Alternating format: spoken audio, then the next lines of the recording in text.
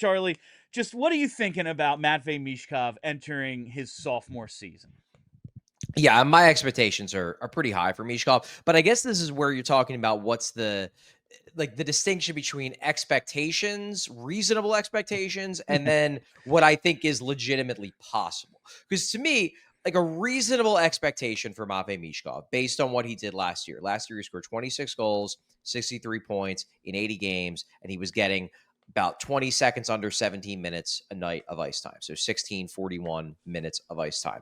I think it is reasonable to expect that at the very least he will approach and possibly even jump the 30 goal 70 point threshold. I think that is a reasonable expectation, assuming he stays healthy. Of course, if he misses time, all bets are off in terms of raw numbers, but I think it's reasonable to expect 30 goal pace, 70 point pace as well. And if he plays on 82, he would hit those numbers outright if he was on that pace. That's the reasonable expectation.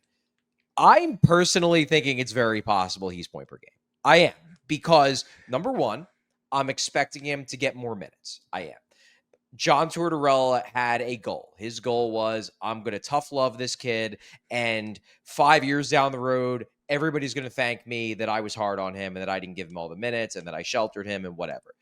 I think Tocchet is going to loosen the reins a bit. Now, he's going to be tough on him, I'm sure. He's not going to let him do whatever he wants. But as Danny Briere has said multiple times, there's no coach we were going to hire that was going to be tougher on the players than John Tortorella was. No. He was unique. So it's going to be easier for Michkov to, I think, do what he wants to do. And I think just by virtue of that and by virtue of 2 or 3 more minutes a night, he's going to score more points. So I think point per game is very much not out of the question for Matvei Michkov this year. Yeah, I want to start at like games played, because while anyone could get injured, it's a contact sport. It happens to everybody, you know. I think it bodes really well that he played 80 games last year, and the 2 games he missed were coach's decision, DNP, coach's decision. It wasn't exactly, infamously healthy scratched, in case you'd never heard of the situation. Like, he stayed healthy. He probably wore down or got a little banged up or whatever in the middle, but he learned what the NHL is. He learned what the grind is. He continued to go to the dirty areas, create the scoring chances, do the things that made him, a really good player for the first couple of months, even while the struggles continued. And then late in the season, when he turned it back on, like, he was still that guy and still had something in the tank. I think he's probably attacked his offseason really hard, and I expect him to play 75-plus games again. Now, again, like, everyone gets banged up. I'm not going to say 82 definitely, but I expect him to play 75-plus games again this season, and that means I think he could be right in that, when you talk about reasonable expectations, 30-70, 30-75 range. Like, I think that's totally well within like what you would consider reasonable. You just said it. But yeah, there's that part of me that goes, why can't he score 90? Like, you just look at, and there's a lot of what ifs, sure, but it's like, if the power play just isn't horrible, there's a few points right there. There's a few more right there. If Trevor Zegras becomes what he's supposed to be, what we're hoping he'll become, at least, like, there's a few more points right there between the power play 5-on-5. Like, if Travis Konechny has more than 4 goals in the second half of the season, there's probably a few assists right there. Like, if Jamie Drysdale, like, there's a few more outlet passes bringing him on breakaways where we know he is absolutely lethal. There's a few more goals. Like, yeah, I'm trying to temper it at, like, yeah, dude, 30-75 is more than enough for a sophomore player. But there's nothing stopping him from 90 in my mind, other than, bad puck luck or something. Yeah, I'm with you. And I think the other thing too with this power play is, like, Michkov wasn't terrible in terms of point production on the power play. He finished with 8 goals and 9 assists, 17 points. That's not bad. And 15 years ago, that would be pretty good. Like, scoring 30 points on the power play was elite. That was like what Claude Giroux did in a year. He scored 30 points on the power play, and he was one of the best power play guys in the league. Power plays have gotten better. Yes. You look at it, like Nikita Kucherov last year, okay, What did he do in terms of power play points? He had 8 goals. All right, same as Michkov. Not that big of a difference. And then he had 38 power play assists. He finished with 46 power play points. Now, look, I'm not saying that Matvei Michkov is going to get 46 power play points. It's going to be a process improving this power play. Yes. But that shows you what the plausible ceiling is if the team had a really good power play. If they just have a decent power play, I don't think it's crazy to be like, yeah, a good power play. Michkov could score 24, 25 power play points. So Mish had, what'd you say, 17 power play points? 17 power play points last year. I honestly can't believe. I thought I was going to look this up, and it was like, yeah, they had 25 power play goals. They had 32, but that's still, well over half of their power play points. Like, that's just very, very funny to me, how freaking bad this power play is. But anyway, yeah, like, just the power play alone. And again, I'm not expecting this thing to click at a 30% rate. But if it can just be at 20 rather than 14, what were they like? The 15 even. They were 15 even last year. Another 5% is another bunch of points. Like, I do think those numbers are well within the realm of possibility. There's so many things that could go right. Now, not all of them will. Trevor Zegras might not be a point per 65 to 80 point player. He might not be. Jamie Drysdale might not be a legit power play one guy. That's a possibility, and all those things will hold back the power play. But if Michkov does his part, there's no reason it's not a little better, because he's really good. And while he was good in the power play last year, I wouldn't say, man, everyone else just let him down. Like, he had his struggles as well in the power play. Like, he was part of that group that was only 15%, even though he did contribute to, like, most of the goals. Yeah.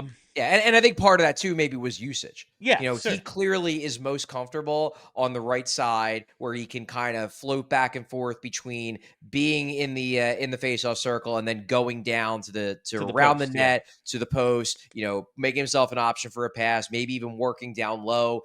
I'd like to think that the new coaching staff will better utilize Michkov's talents than the previous assistant coach in charge of the power play did, who will remain nameless. I can't imagine he worse uses them. Fair. I don't know if that's the best grammar, but hey, I got it. Better, worse, they're opposites, so they got to be able to be interchangeable here, Charlie. I think it was the order that was off, but I'll give it to you. Yeah, I know. Anyway, just in terms of best and worst case scenarios, I'm looking at his stat line from this past season as the absolute floor. And again, yes, injuries and all that, sure. I think that's fair. But 26 goals, 63 points. I'm looking at that as the floor. But we know that Rick Tocchet is going to coach this team a little differently. Maybe he doesn't have 9 breakaways or whatever the hell he had last year, things of that nature. Like, maybe his numbers are suppressed a little by that, and he lands right around where he was, that 25-60 range that he was in last year. Trains keep coming by my house at a time when trains don't come by, and it's really pissing me off. Anyway, if you can hear that, I'm sorry. There's a train tracks 30 feet from my door. I can't hear it, so I don't think the people can. All right. But it's bothering you, and that adds a little bit of spontaneity to the proceedings. No, in my view of Michkov and his floor, number one, I guess worst case scenario floor is that he gets hurt and he misses a significant amount. That's obviously like he misses 30 games, he misses 40 games because he hurts his knee or something. Hopefully that doesn't happen, but that's always a possibility because it's hockey. Contact sport, and he's not the biggest dude in the world either. To me, he stays healthy floor is he scores around the same points, but in less efficient matters. Where it's like, yeah, now he's getting 19 minutes a night and he still doesn't break 30 goals and he still is around 60-ish points. Like, I think the points are going to be there, but there's a world where we look at a similar season as something of a sophomore slump because he had more opportunities and he didn't improve his raw point totals. That to me is like worst case scenario. It's really hard for me to see a scenario where like he finishes with 45 points. I just can't see it as long as he plays the entire year. Like, the team would have to shoot 4% for that to be the case. Like, he just creates so many scoring chances because his brain is, how can I get this puck in this net? A pass, a shot, a move, like whatever. what 3 steps can I take to get this puck in that net? Like, he's going to collect points. But I do see a world now that inefficiency thing leads to is he one of these guys that we can only play him 16, 17 minutes? He's not, like, I guess that would be worst case. Right. Okay, now we wonder what his real ceiling is if he can never be a 20-minute guy. I suppose that would open up those questions.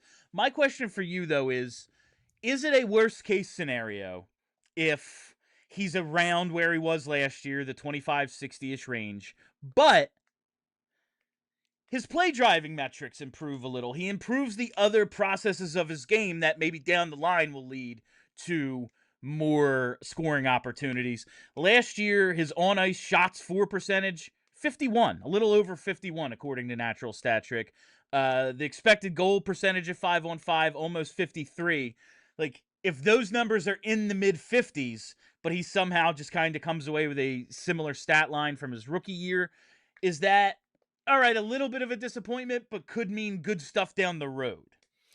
I think I would take it as a positive. I think Wow. that Flyers fans might be in a little bit of an uproar. Number one, because it'd be like, well, he's not scoring enough. Number two, it would be, oh, Rick Tocchet, he's ruining Michkov. He's having him focus too much on his two-way play and not enough on his offense. All this possession time. Yeah, he's shackling the guy who could be a 100-point player. I personally would look at it as a potential positive step forward if he is developing into, look, I'm not saying he's going to develop into a Selke guy, but if he developed into a possession dominant player where the Flyers just dominate play when he's on the ice, yeah, I would look at that as a positive, because I'm like, hey, the offense is always going to be there. The talent's always going to be there. If he has the puck more, that's going to make him a better player in the long term. I could see people not necessarily responding that well to that, even if it's good for his development. It's funny, though. I thought you were going to take it in another direction, Bill. When you're like, would it be a bad thing if Michkov repeats last year, then immediately signs an extension, and then he's on the Nathan MacKinnon contract for 2 years down the road when he scores 130 points?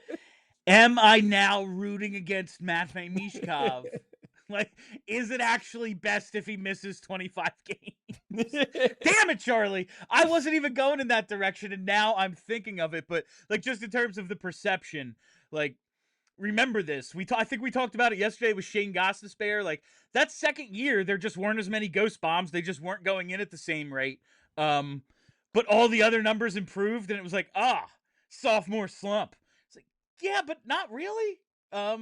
It kind of just, he didn't shoot like 15% or whatever it was from his rookie year. Like, it was, I can see that definitely happening. And yeah, now I have it in my head. Might not be the worst thing. Sign that contract. Then have the breakout. More likely this year, Charlie. 2 Michigan goals or 1 fight? Ooh. I'm going to go 1 fight. Yes! I think he drops 1 Michigan. I don't necessarily think he's going to go 2. I think he does 1.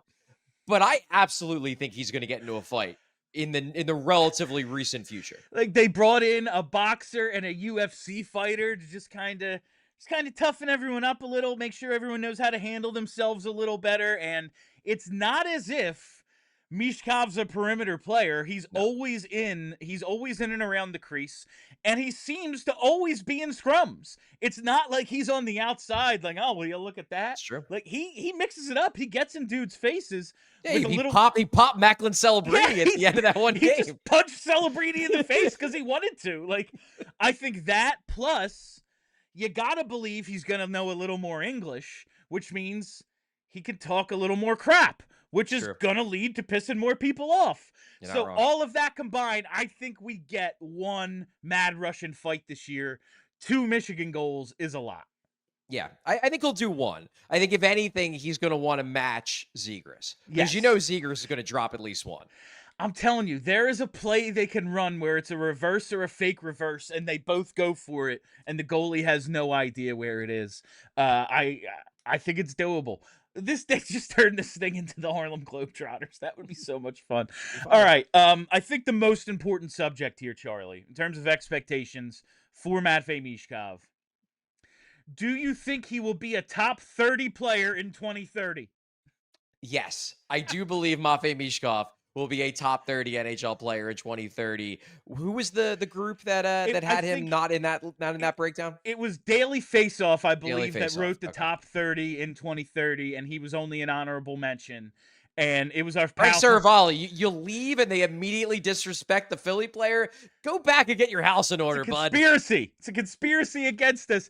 But Thomas Williams over at Broad Street Hockey wrote a scathing review of the list and how Michkov. I just found that very funny, and it was in the flyby on Thursday morning. Like, not on our watch will anyone disrespect Matvei Michkov. So I thought that was great, but I do believe the trajectory is that he will be thought of as a top tier player. Maybe not Connor McDavid, because that's impossible, but like a top tier player 5 years from now. That's very much in the cards. Yeah. Oh, he's on pace for it. I mean, the kind of rookie year he had portends that kind of outcome. We'll see how it plays out this year, but I am very optimistic for what we're going to see from Matvei Michkov in 2025, 2026. Yeah, and that's what we're talking about right now, is expectations for 2025, 26. Is there anything else about his game you think needs, like, do you think there's a dramatic improvement in, like, number of blocked shots or something this year? Like, something we're not expecting at all? Not really. No. I think we could, if we were talking about everything about Mishkov's game, we would be going for 30 minutes. And we've already gone for 18 minutes. I know. I just wanted to get one more in before we wrapped up. I'm really, really looking forward to watching his sophomore season this year. They seem to have put a little bit more around him. We're hoping that power play improves. There's a bunch of guys we're looking to see take next steps, but none more important than the Mad Russian himself, Matvei Michkov. That'll do it for this edition of The Shootout. Thank you all for listening. Thank you for hanging out. Make sure you're following the socials, follow the pod. Hit the like button. That is the most important thing. Hit the like button, if nothing else. Right there, little thumbs up on YouTube. It's very simple. All right, that's it. I'm Bill Matz. That's Charlie O'Connor. Till next time, be excellent to each other.